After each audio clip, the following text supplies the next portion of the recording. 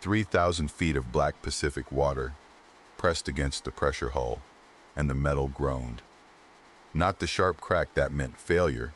I'd heard those recordings enough times to know the difference. But the low, continuous protest of titanium alloy holding back a column of seawater that weighed more than most people could imagine. I sat in the pilot sphere of the Thetis, my submersible, watching the depth gauge tick past 200 feet. The twin LED arrays cut pale cones through darkness, so complete it made midnight look bright. Sediment drifted through the beams. Nothing else moved out there. My hands stayed steady on the controls.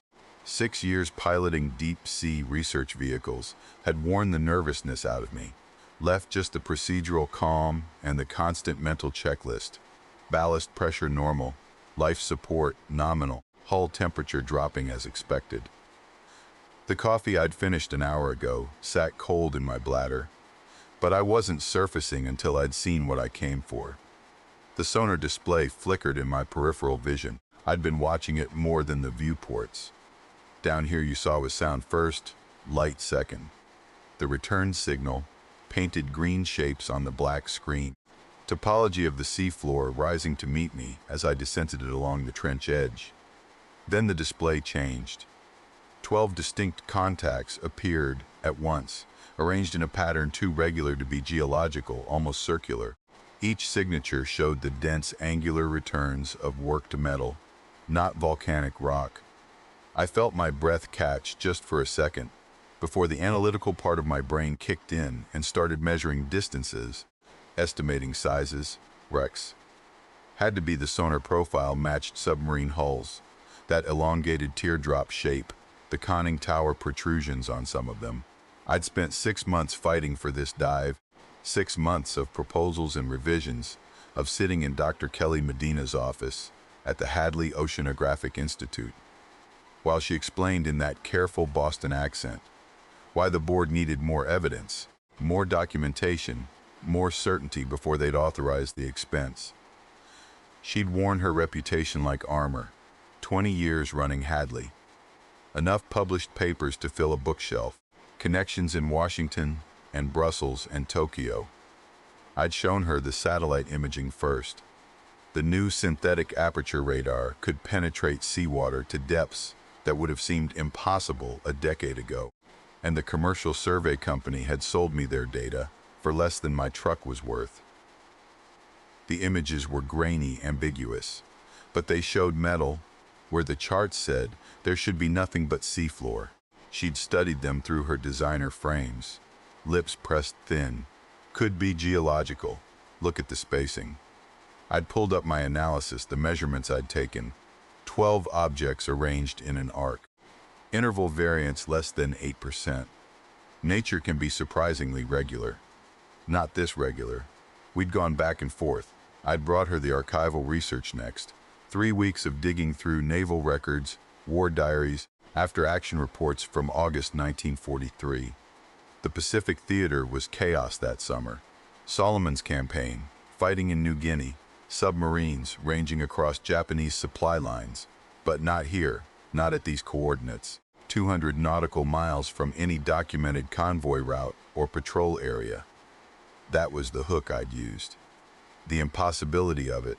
Kelly Medina had built her career on discoveries that rewrote what we thought we knew.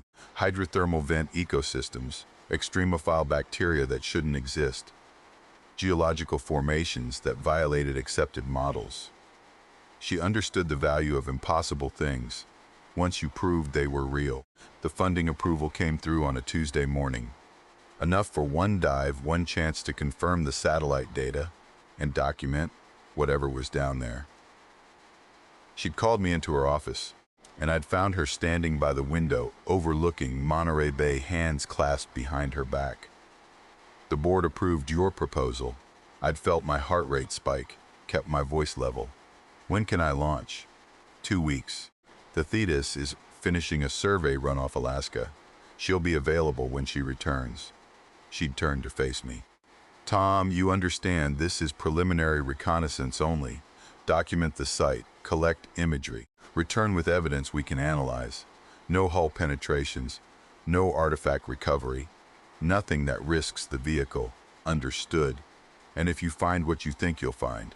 She'd paused, choosing words. We'll need to involve the appropriate authorities. Naval wrecks are graves. There are protocols. I'd nodded. Didn't mention that I'd already thought through those complications. Already accepted them as the price of knowing. Now, 3,000 feet down with those 12 contacts glowing on my sonar. The weight of what I might have found pressed harder than the water outside. I adjusted my descent angle, vectoring toward the nearest signature. The sonar gave me distance and bearing, but the details would come from the cameras. My right hand worked the thruster controls, while my left brought the external lighting to full power. The LEDs drew enough current to drain my batteries 8% faster, but I needed the illumination. The seafloor materialized below me, volcanic rock, dark gray and porous, covered in the pale sediment that drifted down here like slow snow. I'd read somewhere, it took a century for an inch of that ooze to accumulate. Everything down here operated on geological time, except for the things humans dropped into it. The first wreck emerged from the darkness, like something surfacing in reverse. German U-boat. I recognized the type immediately. Type VIC, the workhorse of the Kriegsmarine submarine fleet.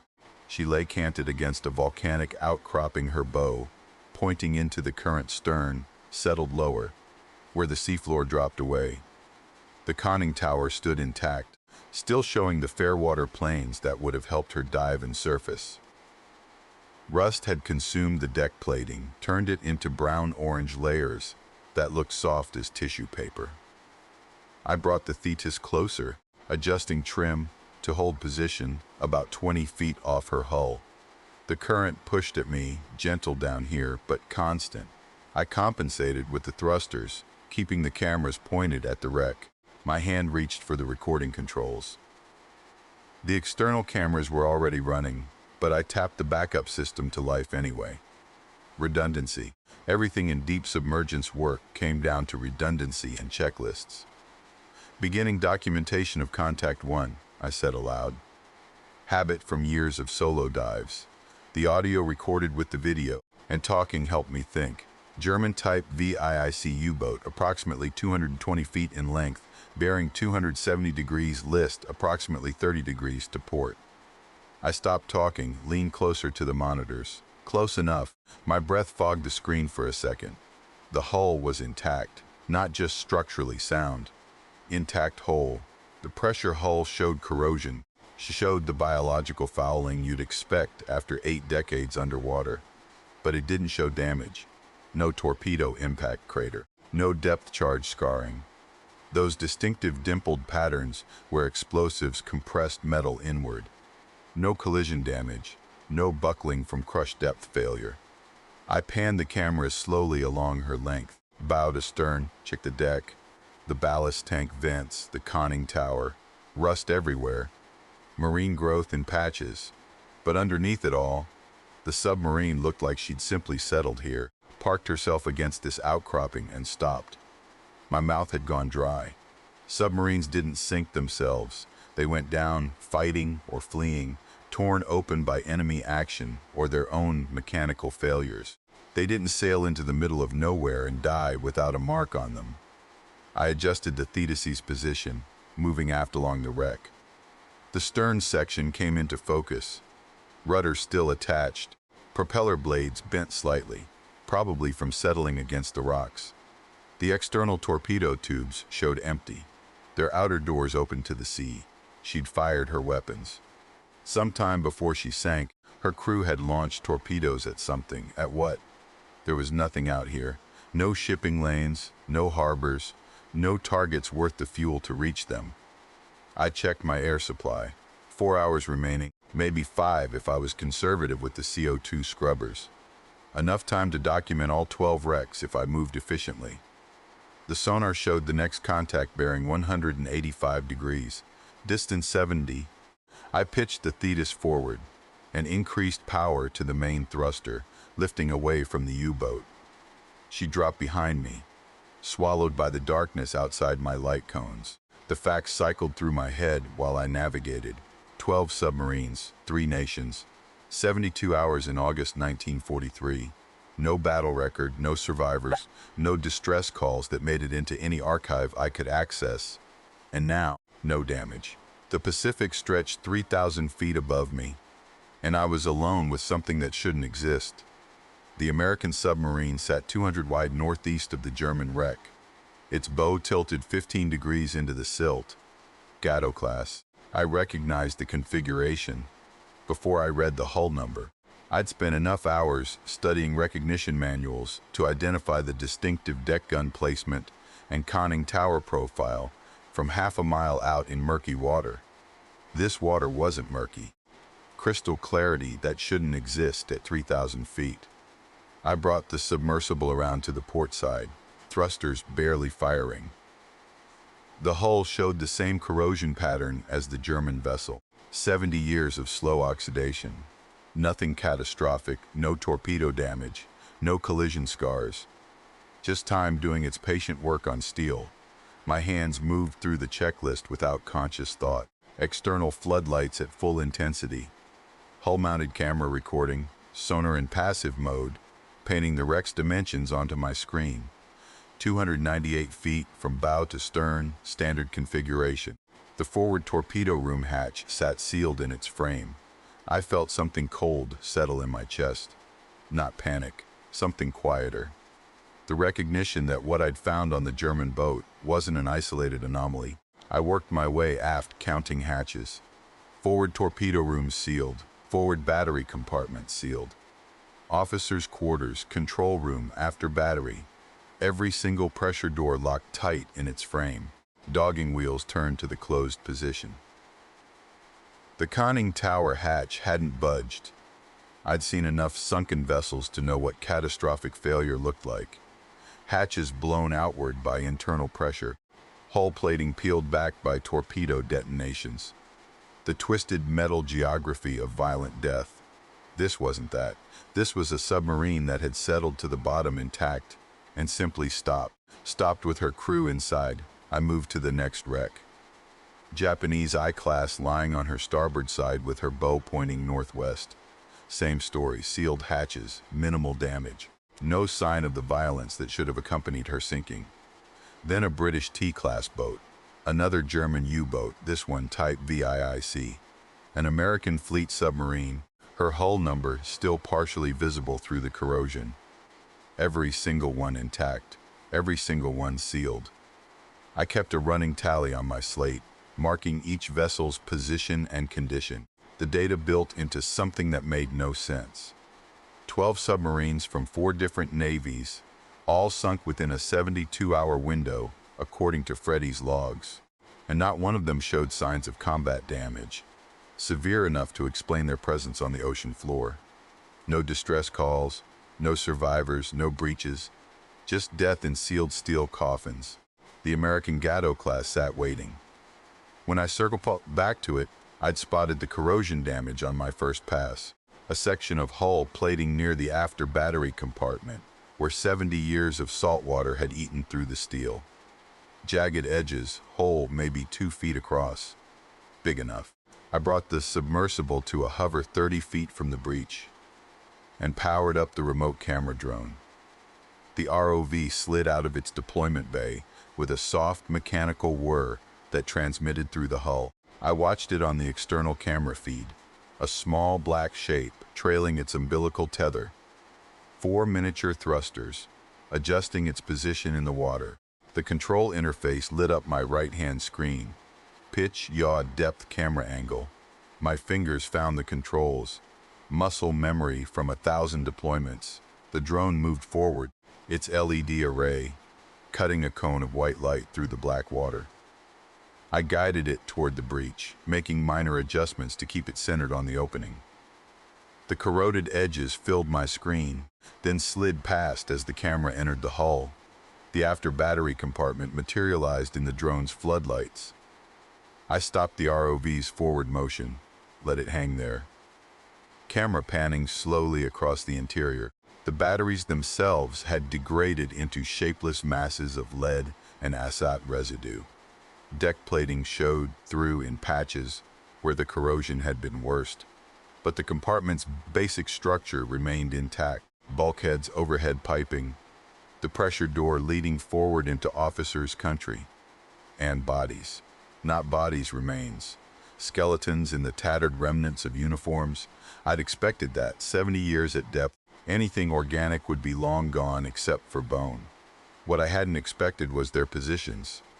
One skeleton sat against the forward bulkhead, legs extended, arms resting at its sides. Another lay curled on its side near the battery bank, skull tilted at an angle that suggested it had simply folded there and never moved again. A third actually stood, wedged between two battery housings, one skeletal hand gripping an overhead pipe. They hadn't drowned. Drowning meant struggling, thrashing, clawing toward air. These men looked like they'd been frozen mid-motion and simply stopped. I guided the drone through the pressure door into officers' country, had to angle it carefully through the opening.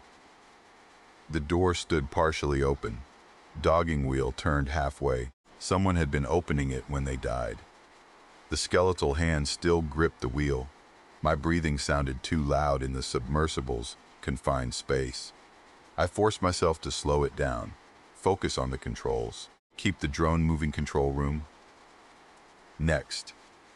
The nerve center of the submarine, where the diving officer would have stood at the ballast board, where the helmsman and plainsman manned their wheels, where the captain would have gripped the periscope handles and called out orders. They were all still there. Skeleton at the ballast board, both hands on controls. Two more at the helm station, sitting upright in positions that must have been their duty stations. Another slumped over the chart table, skull resting on folded arms. The captain had to be the captain, stood near the periscope. Well, one hand reached toward the control surface, fingers extended. He'd been reaching for something when death came. I panned the camera slowly across the scene. The drone's lights picked out details I didn't want to see but couldn't stop recording. Tattered uniform remnants still clinging to bone. Personal effects scattered on the deck, a waterlogged wallet, the corroded remains of a wristwatch, something that might have been a photograph before the ocean dissolved it. No signs of fire, no blast damage, no indication that water had flooded the compartment in a violent rush. They just died, all of them, simultaneously, while sitting at their posts or standing at their stations, doing whatever they'd been doing in the moments before death arrived. My stomach twisted. Not nausea exactly, something deeper, the visceral wrongness of what I was seeing. I'd reviewed casualty reports from dozens of submarine disasters. I knew what death looked like in these steel tubes. Men drowned when compartments flooded. They suffocated when fire consumed their oxygen. They burned when electrical systems shorted out. They died slowly from carbon monoxide poisoning, or quickly from pressure hull failure. They didn't just stop. The drone's camera feed showed me another skeleton in the radio room, seated at the communications panel, one hand near the telegraph key. He'd been at his station when it happened, maybe listening to traffic from the surface, maybe preparing to send a message. He'd never sent it. I backed the ROV out through the breach and recovered it to its bay. My hands moved through the procedure automatically, while my brain tried to process what I'd just seen. The recording equipment had captured everything. Hull-mounted cameras, drone footage, sonar data, depth readings, timestamps, all of it stored on redundant drives, backed up to 3 separate systems, because I'd learned a long time ago that the ocean loved destroying evidence. This evidence would survive. Whatever else happened, I had proof. Proof of what exactly? 12 submarines, 4 navies, 72 hours, no distress calls, no survivors, no damage, severe enough to explain their sinking, and inside at least one of them, inside all of them, probably, crews dead at their stations without warning or struggle. Something had killed them. Something instantaneous enough that trained submariners hadn't even had time to react. No scramble for escape hatches, no attempt to surface, Just sudden, absolute cessation. The mystery of it sat in my chest, heavy and cold. Freddy's logs had brought me here because he'd noticed the pattern. 12 boats lost in the same grid square during the same 3-day window. An anomaly buried in historical records that nobody else had thought to question. Now I was sitting 3,000 feet down, surrounded by the proof that something impossible had happened here, and I had no idea what it was. The thought consumed everything else. Not fear exactly, though that lurked at the edges, not even the scientific excitement of discovering something unprecedented, though that was there too. Just the overwhelming need to understand, to find the mechanism, to answer the question that these wrecks posed. What could kill 12 submarines and their crews without leaving any trace of how it happened? I stared at the camera feeds showing the American boat's hull, still and silent in the crystal water. Somewhere inside that steel coffin, 70-some men sat at their stations, waiting 70 years for someone to ask the right questions. I was asking now, and I wasn't leaving until I had answers. The third wreck was a Japanese Kajero-class destroyer, hull number barely visible through the corrosion. I brought the submersible alongside at 11:47, my hands moving through the control sequence without conscious thought. The cameras showed me what I'd already started to expect. 3 sailors at the starboard torpedo tubes. One had his hand on the loading mechanism. Another held a clipboard, inventory sheet maybe, or firing solution calculations. The third stood with his mouth open, frozen mid-word.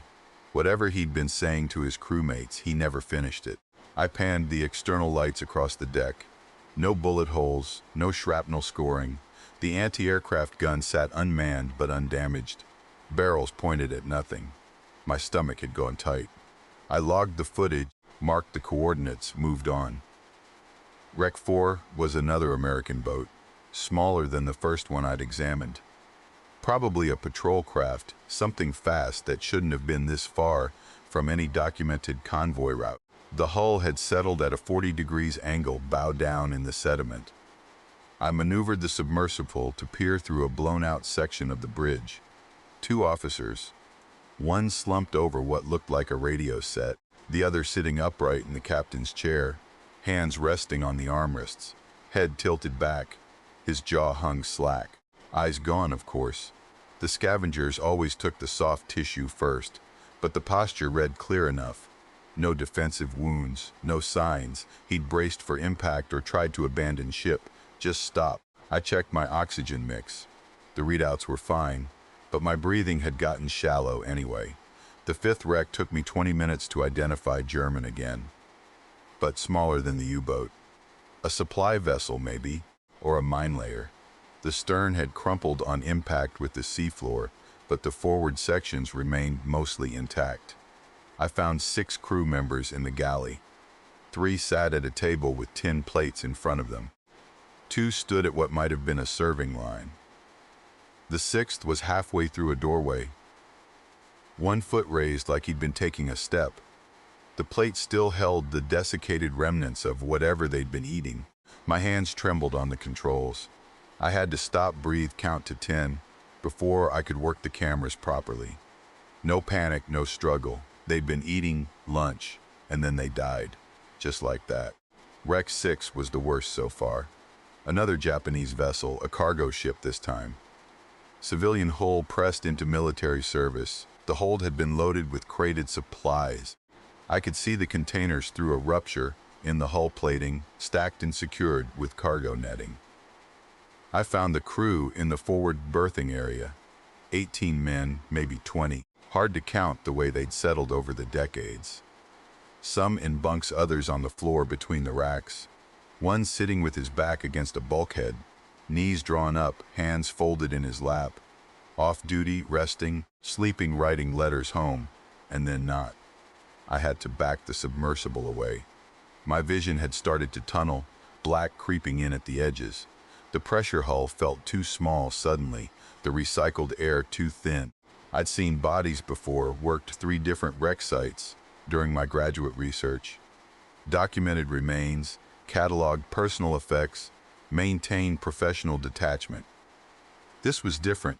This was wrong in a way that bypassed analysis and hit somewhere deeper, somewhere that didn't care about data or methodology. I forced myself to log the coordinates, mark the footage, move to the next site. The seventh wreck was American, small patrol vessel, similar to number 4. I found the crew at their action stations, gunners at the deck guns, radio man at his set, helmsman at the wheel, ready for combat that never came. The 8th was German, officers in the ward room, frozen over a tactical map. One of them had a compass in his hand, the point touching the chart, planning their next move, a move they never made. The 9th was Japanese. Engine room, 4 of them, scattered among the machinery. One had been climbing a ladder, still was technically, his skeletal hands gripping the rungs, 3/4 of the way up. By the time I reached the 10th wreck, my hands had stopped shaking. The fear had burned through into something colder, more focused. This wasn't random, wasn't coincidence. 10 vessels, 3 different navies, different classes, different sizes, different functions, scattered across a square mile of seafloor, with no charted engagement to explain their presence. And every single crew dead at their posts. No combat damage, no disease symptoms. I would have seen evidence in the bone structure, the positioning, the distribution of remains. No mechanical failures, no flooding, no fire, they just stopped all of them. At once the 10th wreck gave me nothing new. Neither did the 11th Japanese torpedo boat, German patrol craft. Same story, same inexplicable scene. I checked my chronometer at 14:23, 2 hours and change since I'd started the survey. 7 wrecks documented in detail, 4 more given cursory examination. I had gigabytes of footage, hundreds of still images, precise coordinates and detailed notes, and absolutely no explanation for what I was looking at. I brought the submersible back to the American submarine. The first one, the Gatto-class boat that had started this whole mess. My hands worked the ballast controls, the thruster adjustments, the camera angles, autopilot muscle memory, while my brain chewed on the problem. Pattern recognition was supposed to be my strength. Give me enough data points, I could find the thread that connected them. That's what I did. Saw the shapes others missed. Asked the questions no one else thought to ask. But this, I couldn't even formulate the right question yet. What kills 10 ships worth of crew simultaneously? What leaves no physical evidence? No signs of struggle, no damage to the vessels themselves, chemical weapon, maybe, some kind of nerve agent? Except nerve agents leave traces, specific post-mortem positioning, and they don't explain why the ships themselves all sank, scattered across a mile of ocean floor, with no signs of coordinated attack. I docked the submersible cameras against one of the American sub's portholes, stared at the sailor inside, still wearing his headphones, still facing his sonar display. He'd been listening to something. The thought crystallized slowly, working its way up from my subconscious. These crews hadn't just died at their posts. They'd died mid-task, mid-action. The Japanese sailor loading the torpedo tube, the German officer plotting a course, the American radio man at his set. They'd been working, responding, reacting to something, and the sonar operator had been listening. I checked the submersible power reserves. 18 hours remaining, more than enough. The American submarine's hull had corroded in places, but the main structure remained intact. I'd studied enough naval architecture to know where they kept the recording equipment. The Gatto-class boats had continuous loop wire recorders for their sonar arrays. Primitive by modern standards, but functional. Designed to survive depths and pressure. Designed to preserve data. I maneuvered the submersible aft, looking for the external access panel. Found it near the sail, half buried in sediment. The mechanical arm took 4 minutes to clear the buildup. Another 3 to work, the corroded latches. The panel came free. Inside, wrapped in rubberized waterproofing that had mostly held, I found the recording mechanism, wire spools, Magnetic tape, the whole antiquated assembly. 70 years underwater. The salt water should have destroyed it. Probably had destroyed most of it, but maybe not all. I used the manipulator arm to extract the main spool, working with the kind of surgical precision that usually required 3 tries and a lot of cursing. Got it on the second attempt this time. My hands were steady again. Purpose did that. Gave you something to focus on besides the fear. The submersible had a portable playback unit in the equipment locker. I'd brought it for exactly this kind of scenario. Brought a lot of things I'd thought I might need. Back when I'd believed this expedition would answer questions instead of spawning new ones. I secured the spool, connected the leads, adjusted the ancient tracking mechanism, hit playback static first, expected that. The recording was decades old, corroded, half destroyed by pressure and time. Then voices, faint, distorted, but recognizable as human speech. American accents, technical chatter, someone calling out bearing changes, someone else acknowledging normal operations. Standard patrol procedures. The voices stop, more static, then something else not static, not mechanical noise, not anything I could identify from my admittedly limited audio analysis. Training a sound, low frequency, regular interval, almost rhythmic but not quite, like a pulse but wrong off, somehow in a way that made my inner ear ache. The sound continued for 6 seconds, then silence. Then the recording ended. I sat in the submersible pilot seat, staring at the playback unit's corroded dials. Played it again, the voices, the static, the sound. 6 seconds of something that had no business being in the Pacific Ocean in 1943. 6 seconds that had somehow killed everyone who heard it. My mouth had gone dry. I played it a third time, listening through the submersible speakers, trying to analyze it, break it down into components I could understand. The frequency was wrong, too low for most natural sources, too regular for geological activity, too organic for mechanical equipment, and underneath it, buried in the distortion, something else, a complexity I couldn't quite parse. Harmonics, maybe overtones, patterns within patterns. My headache had returned, worse than before. Sharp pain behind my eyes that made the instrument panel swim. I stopped the playback, sat in the darkness. 3,000 feet below the surface, 12 ships, hundreds of dead, all of them stopped mid-action, switched off in an instant, and now I had a recording of what had killed them. A sound that shouldn't exist.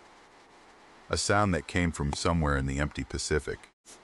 A sound that somehow had just given me the worst headache of my life. After 3 plays through a 70-year-old recording, I looked out through the viewport at the American submarine, at the sailor frozen at his sonar station, headphones still clamped over his skull. He'd heard it too, heard it directly in real time, without the buffer of decades in seawater and corroded wire. I thought about what that might have done to him. Then I thought about the fact that something had made that sound. Something had been here in this exact location 70 years ago. Something that could kill with a 6-second pulse of noise.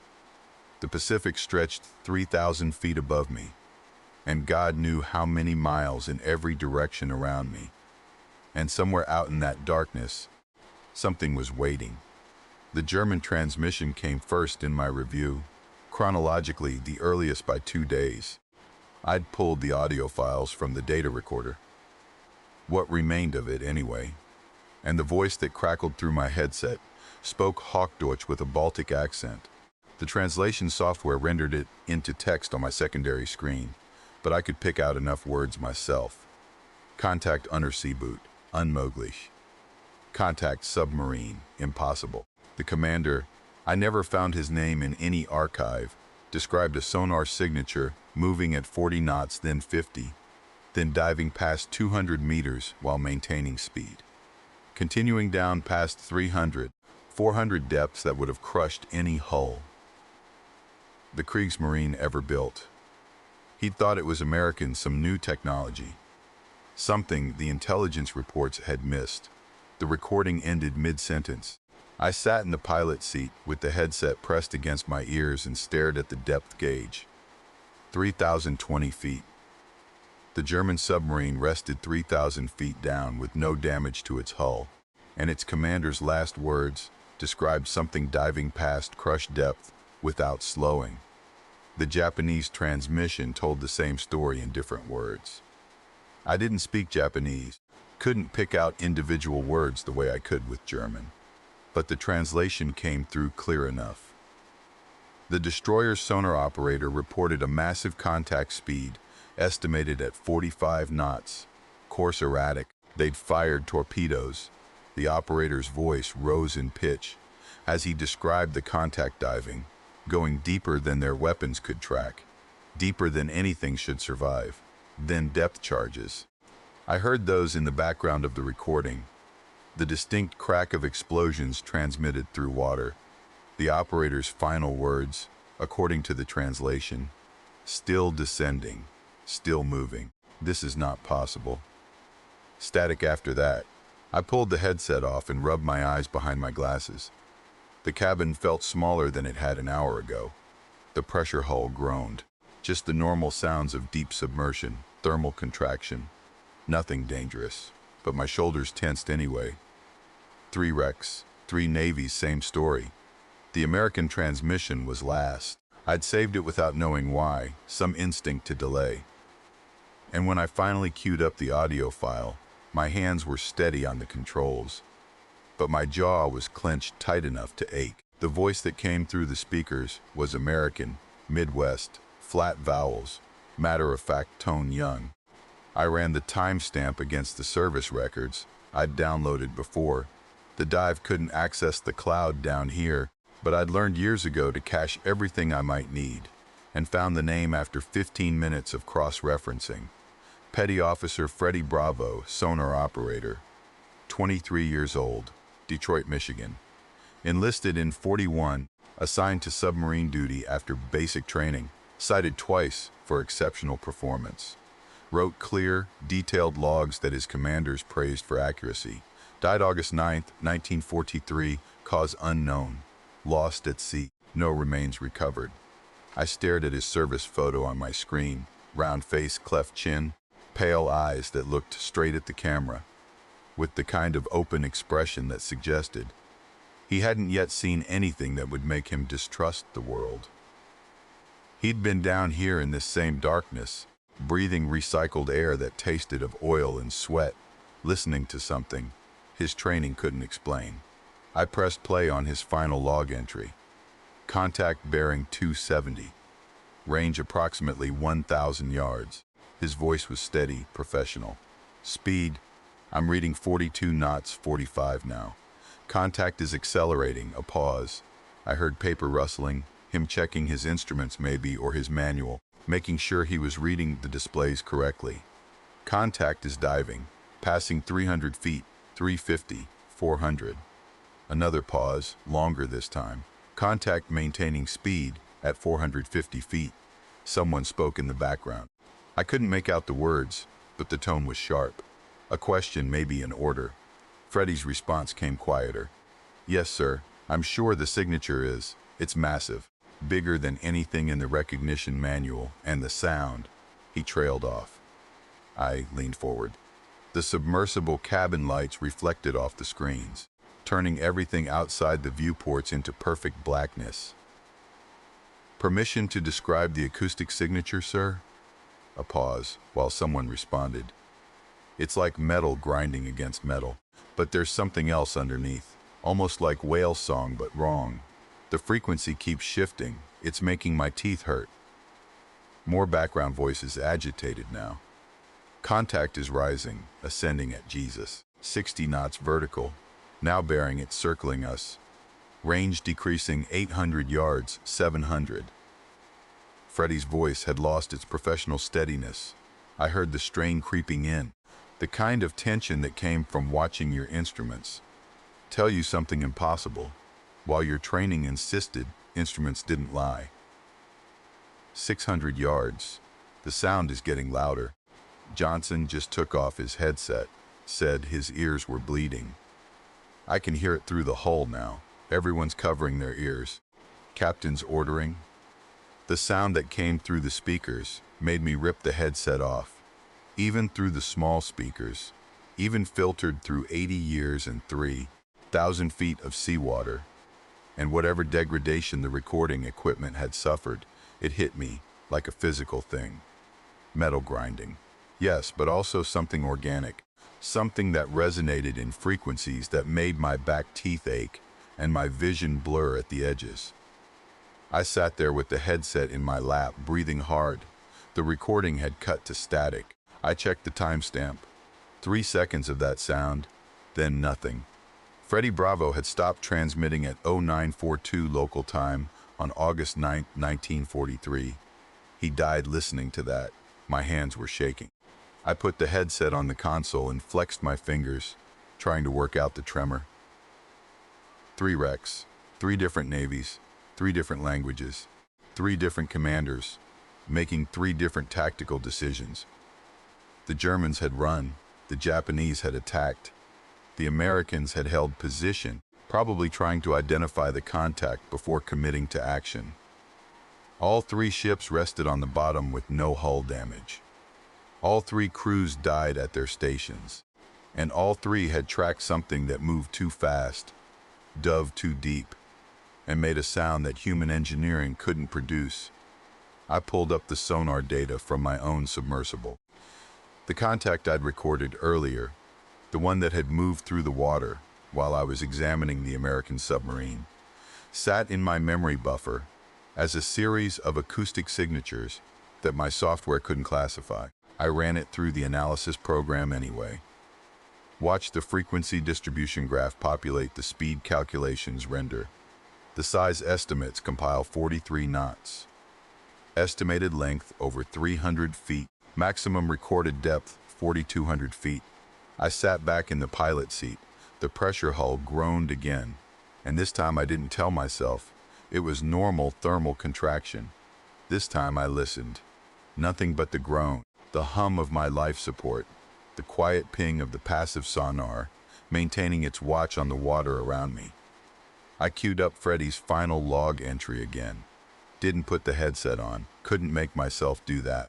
Just let it play through the cabin speakers at low volume. His voice filled the small space, matter-of-fact and professional, right up, until it wasn't. And when the sound started, I stopped the playback before it could complete. My hands were steady now. I'd spent 12 years studying deep ocean phenomena, bioluminescence patterns, hydrothermal vent ecosystems, pressure adaptation in extreme depth species. I'd published 17 papers. I'd given lectures. I knew what lived down here in the dark. This wasn't that. The realization settled into my chest like cold water, and I felt the hair rise on my arms despite the cabin's stable temperature. I was still sitting there, still staring at Freddie Bravo's service photo on my screen, still trying to process what 3 separate navies had independently recorded, when the engine noise changed. Not the normal fluctuation of the electric drive, not the slight variation in pitch that came from current draw. A stuttering, a hesitation in the steady hum that had been my constant companion for 6 hours. I turned to the engineering panel. The battery indicators showed 82% charge, temperature normal, current draw within parameters, every diagnostic reading exactly where it should be. The engine stuttered again, then stopped completely. The control panel lit up. Red battery thermal warning, power distribution fault. Motor controller disconnect. The lights cascaded across the displays in rapid succession, each one representing another system, reporting failure, and my hands were already moving through the diagnostic sequence before my brain caught up to what I was seeing. I killed the main drive. The vibration stopped, but the warning lights stayed bright and urgent against the darkness of the cabin. Come on. My voice sounded thin in the enclosed space.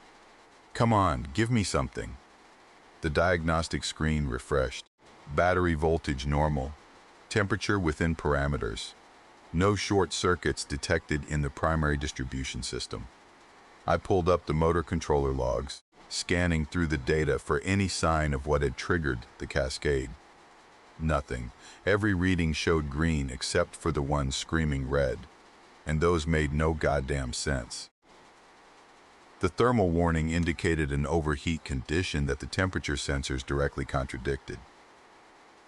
The power fault suggested a current draw that wasn't appearing in any of the monitoring systems. The motor controller claimed it had disconnected due to phase imbalance, but the three-phase output looked perfectly synchronized in the logs. I ran the diagnostics again. Same results. Clean power, balanced load, normal temperature, catastrophic failure, saltwater intrusion. Had to be something in the seals had given way, letting the Pacific leak into the motor housing or the controller compartment. The sensors wouldn't catch it immediately. They measured voltage and current and temperature, not the slow creep of conductive seawater bridging contacts that should stay isolated. I pulled up the hull integrity display. All compartments showed normal pressure, no moisture alarms, no indication that anything wet had gotten into anything that should stay dry. But the engine was dead, and something had killed it.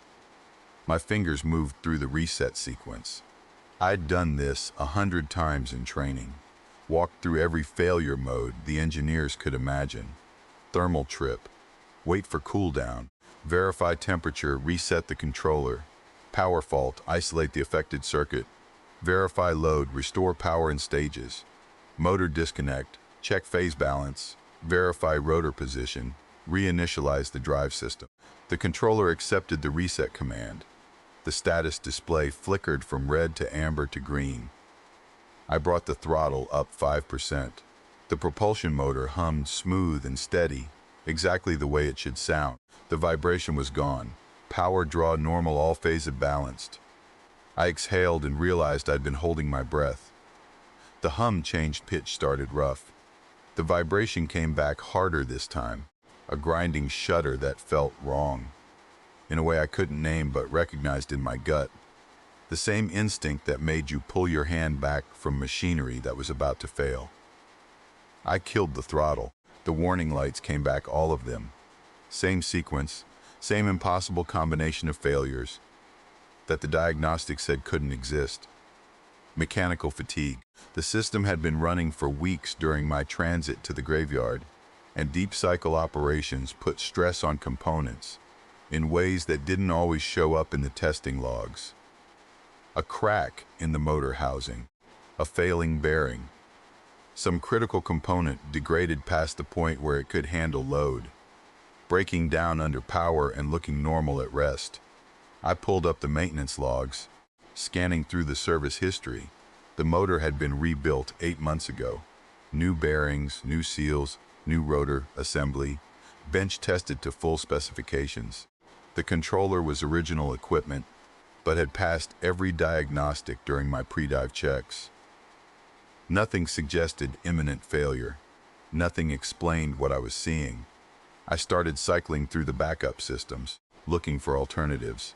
The submersible had redundant ballast controls. I could surface without propulsion if I had to. Drop the main weights, blow the tanks, let buoyancy carry me up through 3,000 feet of Black Pacific water, while I drifted with whatever current wanted to push me around. My hand hovered over the emergency ascent control. The external cameras were still running, their feeds displayed across the lower third of my monitor array. I'd positioned the submersible to keep the German U-boat in frame, the hull number visible through the forward camera, while the aft view showed open water and silt. The aft camera caught movement. I stopped breathing. Something rose from the darkness below the graveyard. Pale flesh. The color of scar tissue stretched too thin, luminescent in the way deep-sea creatures sometimes were when their bodies produced their own light. The cameras couldn't capture scale without reference, but I had reference. The wrecks around me, the submarines and destroyers, whose dimensions I knew down to the foot. The thing rising toward me was longer than any of them. Its body undulated with terrible grace, moving through the water without apparent effort, without the thrashing struggle of muscles fighting resistance. Smooth, patient, the way something moves when it's lived its entire existence in an environment that would crush anything not perfectly adapted to endure it. I couldn't see all of it. The camera's field of view wasn't wide enough, and the thing kept most of its mass in the darkness below my position. What I could see showed me flesh marked with patterns I couldn't parse, striations or scars or natural coloration that might have meant something to another member of its species, but registered to me only as texture against pale skin. It circled the graveyard, not hunting, not the rapid strike of a predator that had detected prey. This was methodical, deliberate, the movement of something investigating a signal it had received. The engine, the grinding vibration, the electrical faults cascading through my propulsion system. The thing was drawn to mechanical distress. Understanding crashed over me like a cold wave, and suddenly every impossible detail of the graveyard made perfect sense. The ships hadn't fired on each other. They hadn't maneuvered into attack positions. They'd sat dead in the water. Their engines failed, broadcasting their distress into the deep, while something ancient and patient rose from below to investigate and feed. The sonar logs from the German U-boat had recorded 6-second pulses of noise. The American submarine's final transmission mentioned the engines cutting out. The Japanese destroyer sat intact and undamaged, its hull showing no signs of combat or collision. They'd all gone quiet, all stopped, all died without firing a shot, because their weapons didn't matter. When the thing that killed them didn't attack from any direction they could defend. It just waited for them to call it up from the abyss.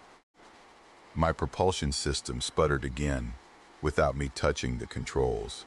The vibration shuddered through the hull, and on the monitor the creature's movement changed. Its circling pattern tightened, spiraling inward toward my position, toward the source of the mechanical distress signal. My failing engine was broadcasting into 3,000 feet of black Pacific water. The pattern snapped into focus, not gradually all at once. The way a puzzle image resolves when you finally see what you're looking at, instead of just the individual pieces. I thought about mating calls, the way whales sang across entire ocean basins, the way specific frequencies triggered biological imperatives that overrode everything else, or territorial challenges, the way animals responded to threats with violence that bypassed conscious thought entirely. The vibrations had driven it into a killing frenzy. I killed the engine. My hand slammed down on the main power cutoff, not the gradual shutdown procedure they drilled into us during certification, but the emergency kill switch that dropped everything at once. The grinding vibrations stopped. The control panel went dark, except for the battery indicators. Still glowing, their dim red warning, not enough. I could still hear the electrical hum of the life support system, feel the faint vibration of the carbon dioxide scrubbers cycling. Every active system was a noise source. Every noise source was a signal propagating through the water. I started shutting down systems one by one. Life support first. I had maybe 6 hours of ambient air in the pressure hull, more if I stayed calm and controlled my breathing. The scrubbers went silent. Then the heating elements, the backup power distribution, the external lights I'd already killed earlier. The internal lights, the communication array went next. Not that it mattered. I was 3,000 feet down and 200 miles from the nearest shipping lane. Nobody was listening. The navigation computer protested with a warning chime before it died. I ignored it. I knew where I was, sinking toward the German U-boat's open hatch, the same hatch I'd illuminated and photographed 4 hours ago. When I still thought I was conducting research, instead of repeating the exact sequence of events that had killed 70 men. The sonar display faded last, its screen going black. Just as the spiral pattern reached the center point, where my submersible drifted, then I was sitting in complete darkness. Not the darkness of a room at night, where your eyes adjust, and you can make out shapes. Not the darkness of deep water with instruments still glowing. This was absolute. The darkness of being sealed inside a steel sphere, 3,000 feet below the surface with every light source extinguished and no ambient illumination to see by. I felt the descent begin. Without power to the ballast system, I couldn't control my buoyancy. The submersible was slightly negative, designed that way as a safety feature, so if you lost power, you'd sink to the bottom instead of rocketing to the surface and getting crushed by the pressure differential. Real useful safety feature right now. The sinking felt wrong. I was used to controlled descents, the ballast system maintaining steady rates while I monitored depth and adjusted trim. This was just falling, slow, falling through water instead of air, but falling nonetheless. I couldn't see the depth gauge, couldn't see anything. My hands found the control panel in the darkness, fingers tracing across switches and buttons. I'd operated hundreds of times, muscle memory. The depth gauge should be upper left quadrant. Analog backup that didn't need power. I found it by touch and leaned close enough that my nose nearly touched the glass. Nothing too dark to read. I settled back in the seat and made myself breathe slowly. 6 hours of air, maybe more. Enough time for the thing out there to lose interest, to stop circling, to drift away into whatever trench or canyon it called home. Enough time to die of oxygen deprivation, instead of whatever had killed the German crew. Real, optimistic thinking there. The descent took 12 minutes. I know because I counted seconds in my head. Old habit from free diving in my 20s, before I'd had the sense to realize holding your breath underwater for 3 minutes at a time was a stupid way to prove you weren't afraid of drowning. I got to 720 before I felt the impact. The submersible hit hard, not catastrophic. Not the kind of collision that breaches the pressure hull, but enough to slam me forward against the harness and rattle my teeth. Metal scraped against metal with a shriek that propagated through the hull, then a grinding vibration as the submersible shifted, tilted, wedged itself into something. I sat frozen, waiting for the sound to fade. It took maybe 10 seconds. The grinding stopped. The vibration settled into stillness, and I was left sitting in absolute darkness with my heart hammering and my breath coming too fast, burning through my limited air supply. Calm down, breathe slower, think. I'd landed inside the U-boat.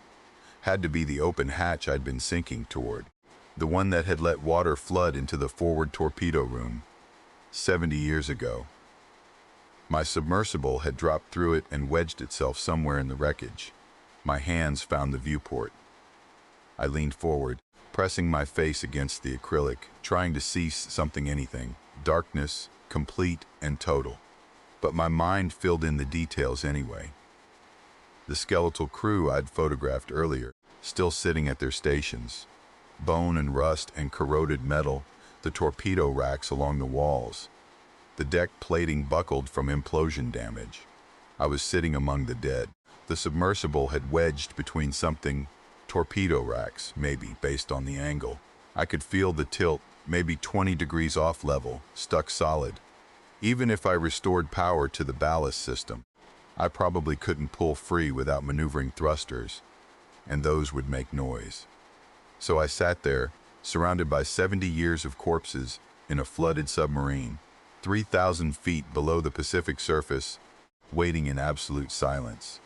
No instruments to check, no lights to see by, nothing to do but sit in my harness and breathe as slowly as I could manage, and listen to my own heartbeat in the darkness, and wonder if the thing outside had heard me.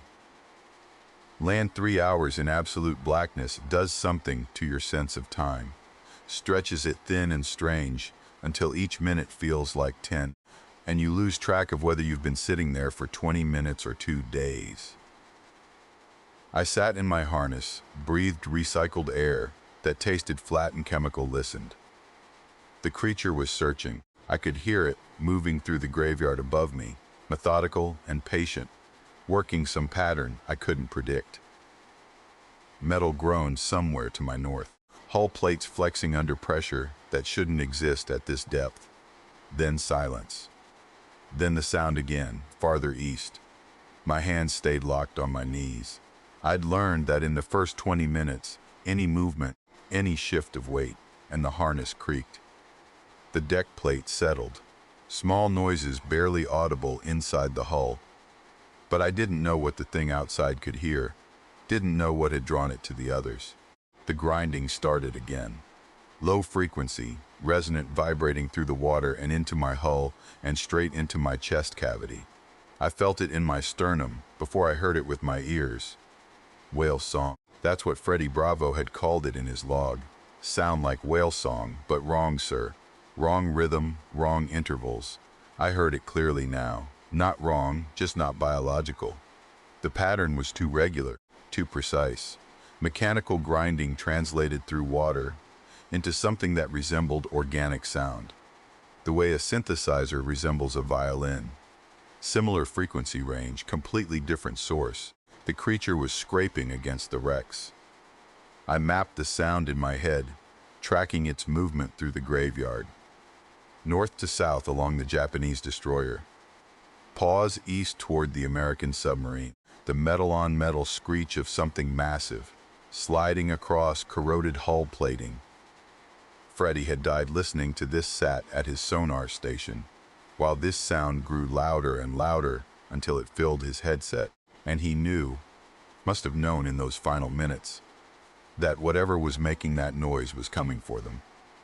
80 years ago, he'd written his observations in careful block letters, dated and timed each entry, maintained his professional standards, even as the impossible closed in around him. Now I sat in the darkness 3,000 feet below the surface, reading his mail. My breathing sounded too loud. I tried to slow it, control the rhythm, but my body wanted to pant, wanted to flood my blood with oxygen in preparation for fight or flight. Neither option available at 3,000 feet in a disabled submersible. I breathed through my nose, counted to 4 on the inhale, held it, counted to 4 on the exhale. Meditation technique I'd learned years ago and never thought I'd need. The grinding stopped. Silence pressed against my hull, thick and complete. I couldn't hear my own heartbeat anymore. Couldn't hear anything except the faint electrical hum of the batteries maintaining life support on minimal draw. Then displacement. The hull groaned. Not damage, not breach, just pressure differential, as something massive moved through the water directly above my position. The submersible rocked slightly, settling deeper into the silt. I didn't move, didn't breathe. The thing was right on top of me, close enough that I could feel it through the hull, the way you can feel someone standing behind you even when you can't see them. Presence mass. The water itself pushed down against my shelter, compressed by something that displaced, God knew how many cubic meters. My jaw ached. I'd been clenching it without realizing. The displacement moved forward, slowly. The creature was traveling maybe half a knot, drifting more than swimming. My submersible rocked again as the pressure wave passed over the stern. Then it was gone. I waited, counted to 60, counted to 60 again. The grinding started up somewhere, to the west, fainter now, working its way toward the outer edge of the graveyard. My hands were shaking. I looked down at them in the darkness. Couldn't see them, but I could feel the tremor. Adrenaline crash. I'd been running on pure fight or flight chemistry, for however long that encounter had lasted, and now my body was paying the bill. I let myself breathe normally. The sound seemed thunderous in the confined space. An hour passed, maybe longer. The grinding continued sporadic and distant, working some search pattern. I couldn't decode. I sat and listened, and tried not to think about what would happen if the creature decided to investigate the German wreck more thoroughly. Tried not to imagine that grinding sound growing louder, closer, hull plates peeling back as something vast and hungry reached inside. Freddie would have had these same thoughts, would have sat at his station and listened, and known exactly what was coming for him. I wondered if he'd been scared at the end, His logs didn't say, just recorded observations, technical and precise, right up until the final entry. The passive sonar pinged softly.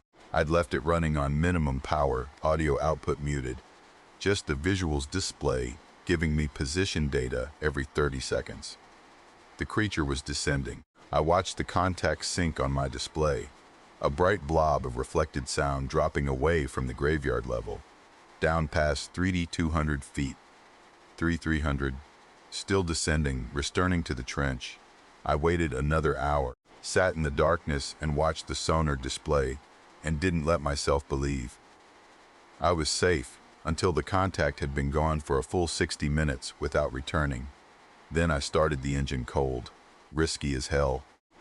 Cold starts put stress on components that wanted to warm up gradually, and I didn't know if my earlier emergency shutdown had damaged anything. But a hot start would have meant running diagnostics, warming the fuel cells, bringing systems online in sequence, all of which would have created noise and electrical signatures I couldn't afford. I pressed the ignition. The motor turned over, caught, settled into a low idle that sounded like thunder after 3 hours of silence. Nothing on the sonar.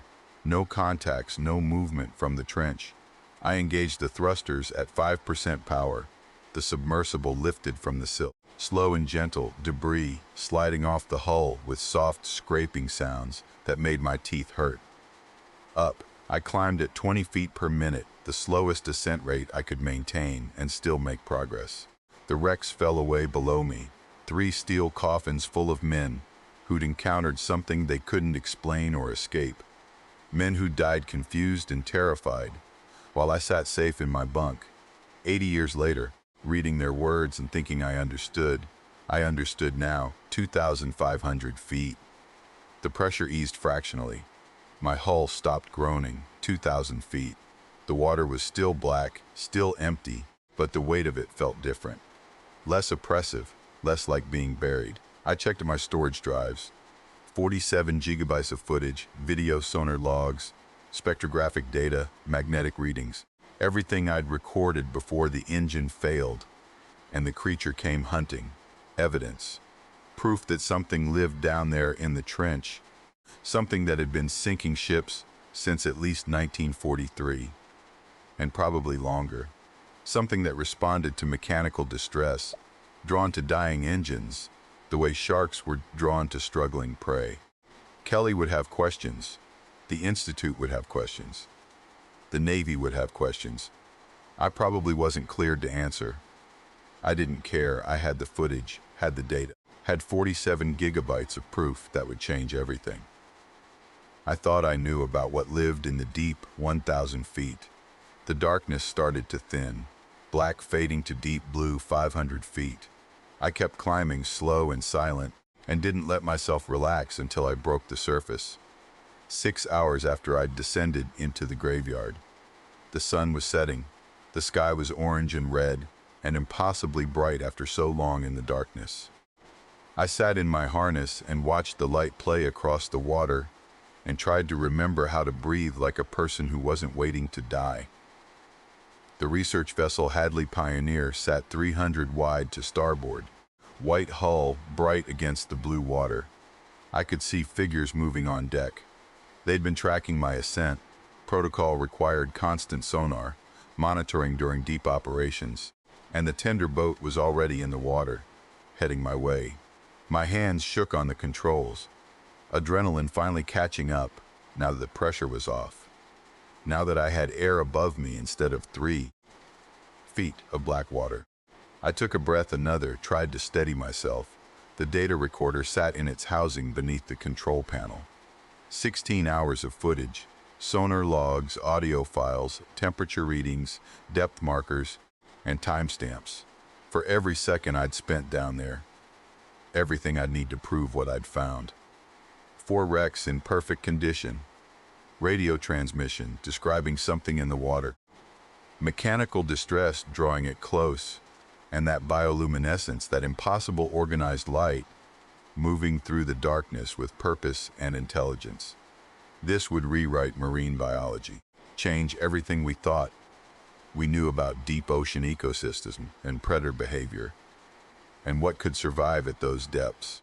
The Institute would have to mount a full expedition, proper research vessels, with multiple submersibles and scientific teams, and all the resources required to study something this significant. The tender boat pulled alongside. I could hear voices calling across the water, see hands reaching for the mooring lines. I was already planning the presentation, which footage to show first, how to structure the evidence, so they'd understand the pattern before they saw what was making it. They got the submersible secured to the crane harness. The winch engaged with a hydraulic wind, and the hull lifted free of the water. I ran through the shutdown sequence, fingers moving across switches and dials I could operate blind: battery disconnect, pressure equalization, ventilation system, cycling on to replace the stale air with something fresh. The crane swung me over the deck, set me down with a gentle bump that barely registered through the hull. I reached for the hatch release. Dr. Kelly Medina was waiting when I climbed out. That wasn't unusual.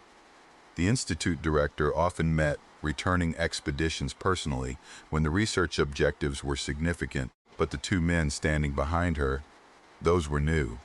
They wore dark suits. Neither one had an ID badge visible, and I'd been around enough research vessels to know that everyone wore badges. Coast Guard inspectors, Navy liaisons, even the insurance auditors who showed up once a year to verify our safety protocols. Everyone had credentials displayed. These two didn't. Kelly stepped forward. Her expression was carefully neutral, the same professional mask she wore during budget meetings with skeptical donors. "Tom, welcome back. How are you feeling? Tired?" I pulled off my glasses, wiped salt spray from the lenses with my shirt. But good. The descent went exactly according to plan, and the site, Dr. Medina, what I found down there, it's unprecedented.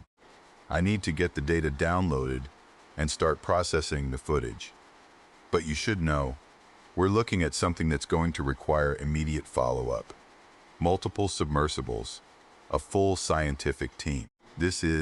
Let's get you checked out first. She gestured toward the interior corridor. Medical clearance, debriefing, all the standard protocols. Then we can discuss what you found.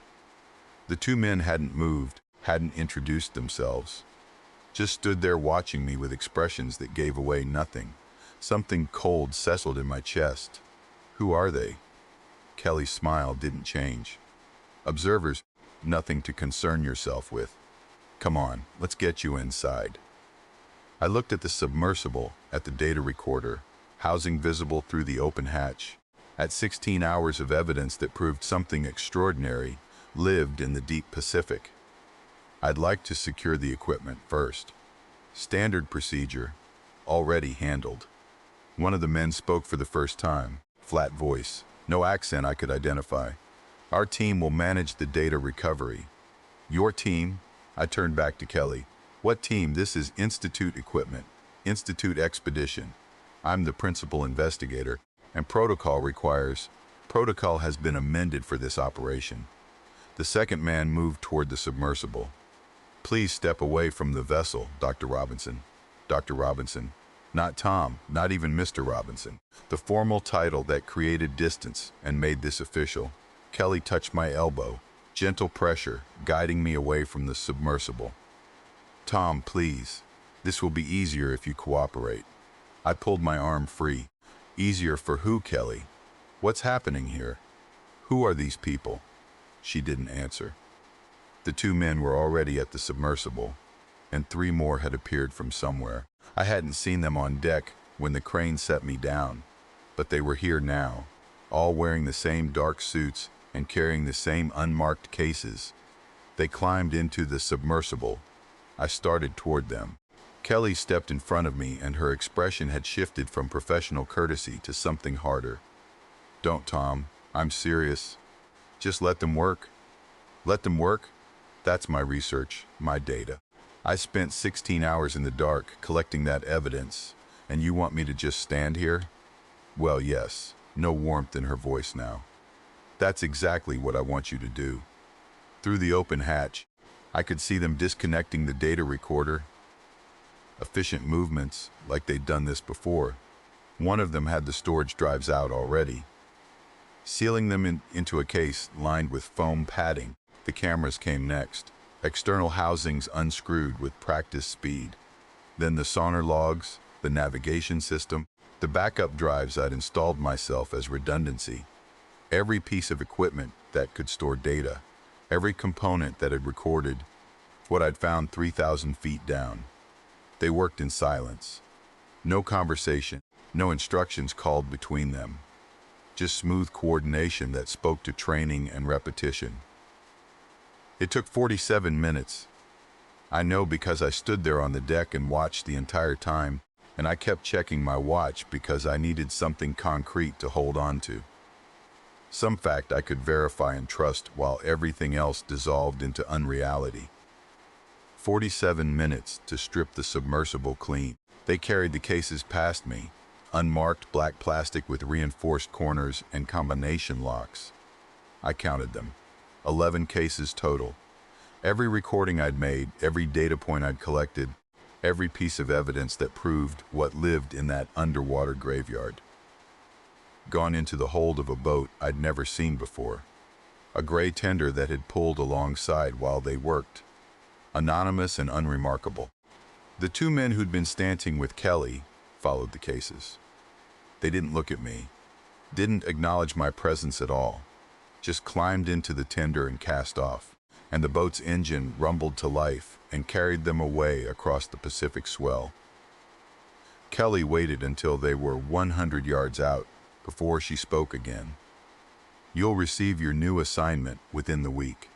Shallow water work, Caribbean coral surveys. The Institute values your expertise in marine ecology, and we're confident you'll make significant contributions to our reef conservation programs. The words came out smooth and rehearsed. She'd practiced this, prepared exactly what to say and how to say it, to make the reassignment sound like a lateral move instead of exile. My security clearance, she hesitated, will be adjusted to match your new responsibility. Revoked. Adjusted. Don't.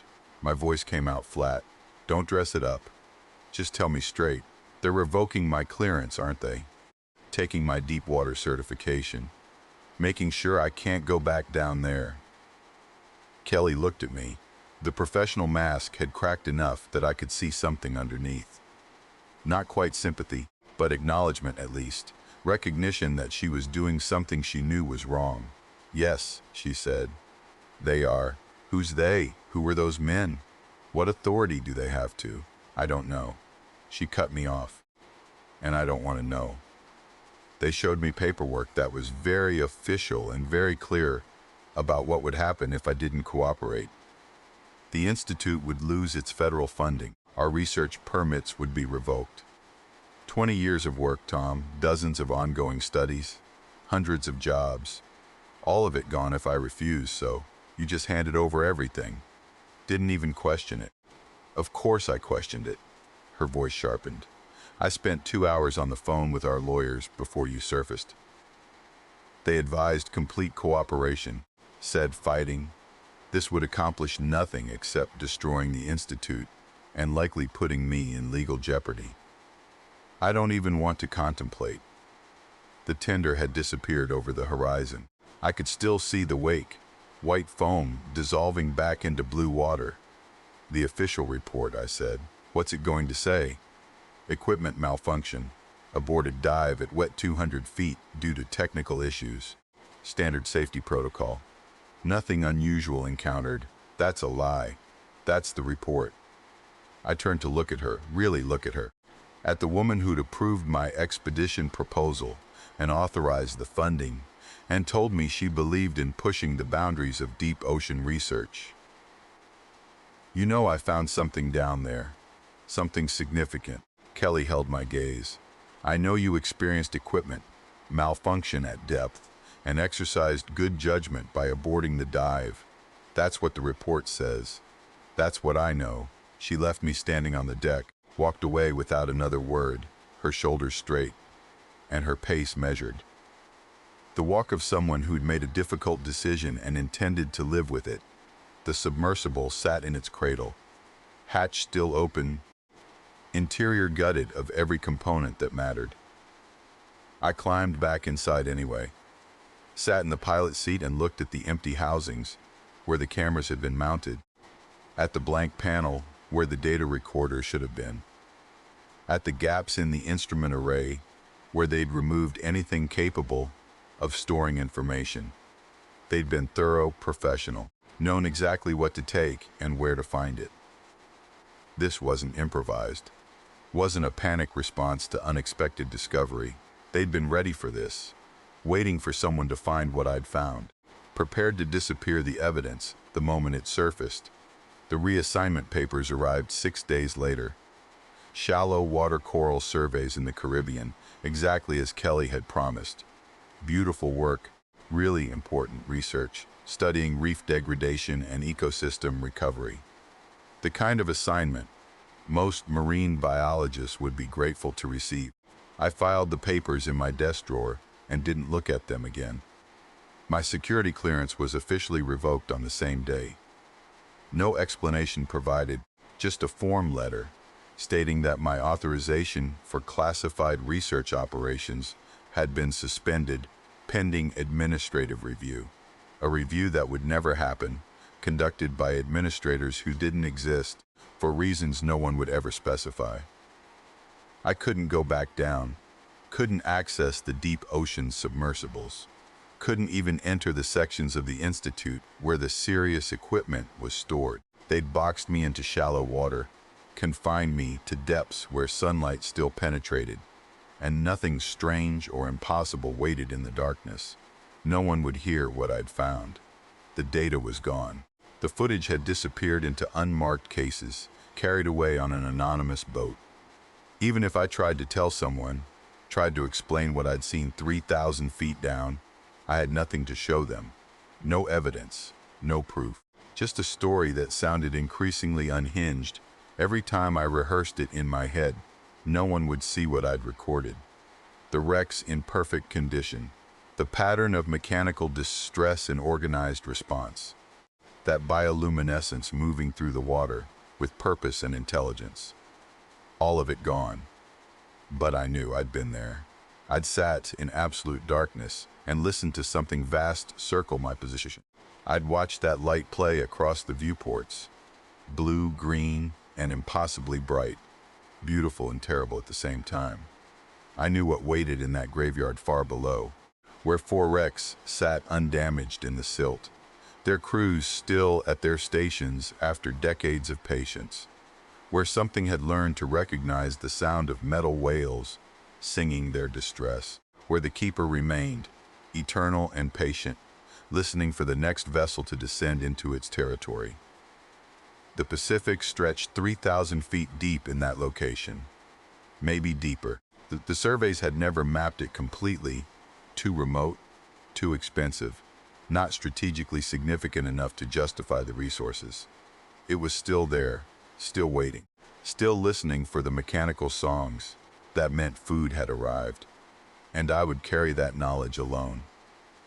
Exiled to shallow water where the light still reached, stripped of clearance and credibility and any platform that might let me share what I'd discovered. The truth of what lived in the abyss would stay buried with me, silent and useless, and mine.